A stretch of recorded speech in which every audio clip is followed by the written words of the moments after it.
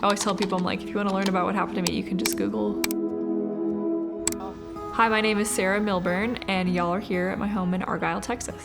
I grew up being pretty active. My family, we all play sports. I really loved volleyball. I played that my whole life. I have 2 dogs, Jethro and Ellie Mae. They're like my children.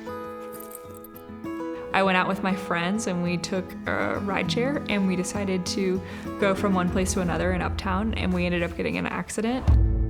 I instantly knew like something was not right. I could not move. There were 6 of us in the car and I was the only person that was hurt. So we waited for the paramedics to get there. Then they crawled in and I remember him breaking the window and saying like, I'm gonna get you out of here. I broke my C7 vertebrae and I had to learn how to do everything again. Charla came and visited me in the rehab hospital. I remember her walking in my room. It was after a long day of PT and OT, and she sat on the end of my bed and she was like, hi, Sarah Bear. That's what she called me. And she said, you know, I'm here to talk to you. You know, your dad called me. If you'll have me, I want to help take care of you. I want to help. And I said, yes.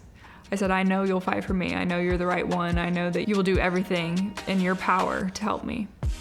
Charla treated me like her daughter, which was great. They knew like my mindset, they knew how I felt, and I was really glad that I was able to find lawyers that also fought just as hard as I would want I fought for myself and I want them to fight for me that well. I never doubted them at all because I knew that they would always do the right thing and they were gonna make it right for what happened to me. And for me, it wasn't about like any type of monetary thing. And for me, it was about, I don't want this to ever happen to anyone again.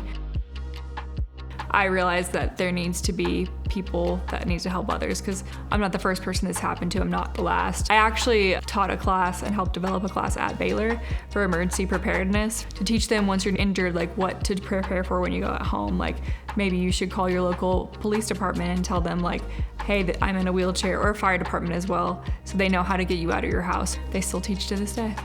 When my accident happened, I was 2 weeks away from finishing my undergrad. So I actually went back and finished my undergrad like 2 years later. And then I decided, you know, like what I want to do with my life. And so I decided to get my master's of healthcare administration. And I was like, I might as well just get my doctorate. Charla wants me to go to law school now, so we'll see. If you really believe it, you can do it. It might look different now, like I'm not walking, but I'm rolling. I swim, but I swim with like just my arms, I don't kick. I still can do all the things, enjoy all the things that I want to. It just looks different, and that's okay. They changed my life, they made a difference for me, and it's a ripple effect. I get calls from across the United States about how to adapt a car. I get calls from people that are needing mentors from, like I talked to a girl from Hawaii. Like I am able to help all these people, as well as I volunteer at a dog rescue and I do all the dog intake, and I can help with all those animals too. I can help all these people all because they helped me.